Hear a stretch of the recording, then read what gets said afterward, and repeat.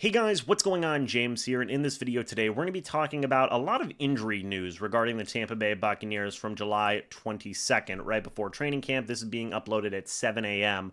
on July 23rd. So none of this is technically roster moves per se. Now it is roster designations, okay? So it's essentially book work, like just letting the Buccaneers letting the league know, like, hey, these are certain types of guys that will be limited in practices, things along those lines, okay?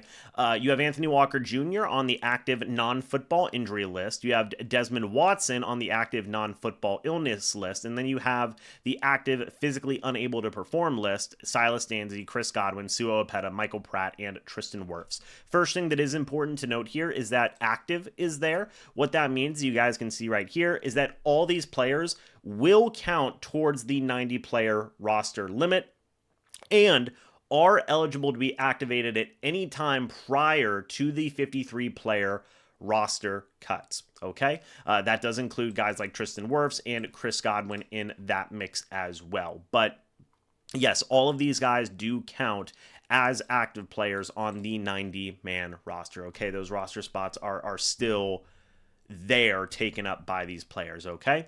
But let's go ahead and go through each player, just kind of talk about their situation. Firstly, you have linebacker Anthony Walker Jr., non-football injury list, so that could have been anything, really. I mean, geez, he could have had some type of injury walking down the stairs. We don't know, right? Because it was a non-football injury. We've seen Buccaneers be on this list before. Guys like Kendall Beckwith, Jordan Whitehead, Justin Evans, I think, was there at one point. Like, guys have been on this list in the past. Anthony Walker Jr. is going to start training camp on this list. And Walker Jr. finds himself in a battle for linebacker 2 opportunities with Servassier Dennis and Deion Jones.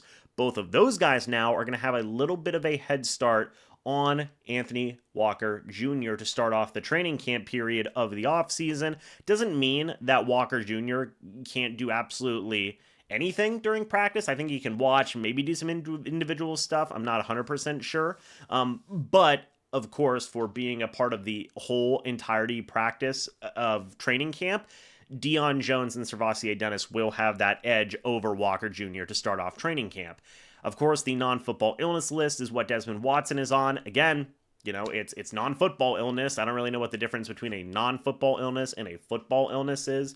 I assume that just means you got it sometime in the offseason. So this is unfortunate for Desmond Watson as a young man who's going to be battling for a roster spot throughout training camp and preseason and whatnot. I hope that he's able to get over whatever illness he is dealing with so he can get out there onto the practice field and begin to take advantage of some of these opportunities that may present themselves. Again, he's battling for a backup defensive lineman spot. A lot of people are big fans of Desmond Watson, myself included. So I hope the young man can come back and continue to be in that mix, battling with guys like maybe like Mike Green, CJ Brewer.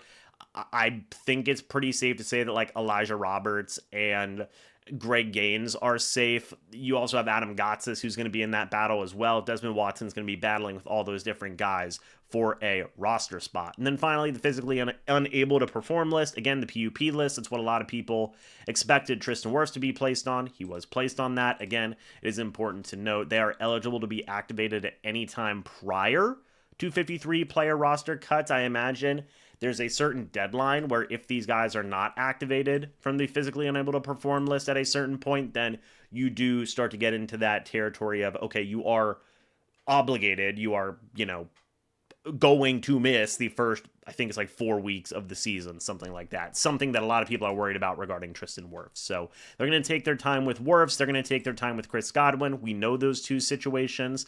Silas Danzy is a bit interesting. He is battling with a lot of different guys for backup tackle opportunities. Benjamin Chukwuma is in there. The Bucs did work out George Fant. Don't necessarily know if they've brought him in on a contract as of the recording of this video, but you've also got Charlie Heck, who's going to be in there, and a few other different guys in there as well battling. So Silas Danzy, hopefully he can come back soon and be able to join that battle. Sua Opeta is another guy. He was out for the entirety of last year for the Buccaneers with a torn ACL. Is he still recovering from that? Kind of seems like that may be the case. So, he is a guy who's going to be battling for a backup guard opportunity. I'd like to think that if he is able to participate at all in training camp, he would very likely have one of those backup guard spots. going forward. And then finally, Michael Pratt, which, this means that, one, Kyle Trask is going to get all the quarterback 2 opportunities in training camp at first. And then 2, this means that Connor Bazelak, a guy who I've had here on the channel, is going to be getting quarterback 3 opportunities. So some chances for both those guys, right? For Kyle Trask to really go far and away with the quarterback 2 job, which I think he's probably the favorite to win that job right now anyway. But then also Connor Bazelak to show what he can do with some more snaps here with Michael Pratt being on that PUP list. Huge opportunity for Bazelak. I mean, huge opportunity, because Pratt's not going to be practicing to start off camp. Yes, you can take him off that list at any time, but we don't know how long he's going to be on there. I'm going to be interested to see what Connor Bazelak can do with those quarterback 3 opportunities. But guys, that's it for this injury updates and whatnot. Again, all of these guys do count towards the 90-man roster at this point. It is unfortunate to see some of these guys, miss out on some early training camp opportunities, like Desmond Watson, like Sua Opeta in there, even Michael Pratt in there as well. But it is what it is. I believe that they will come back healthier and be able to get going in practice here soon. And of course, we want to keep an eye on Chris Godwin and Tristan Wirfs in there as well. But what do you guys think about all this? Let me know your thoughts and opinions about it down in the comments section below. I'd love to hear it. Thank you guys so much for watching this video. Hope you all enjoyed. As always, guys, I'll see you all in the next video or the next live stream. But until then, and as always, guys, goodbye for now, and go Bucs.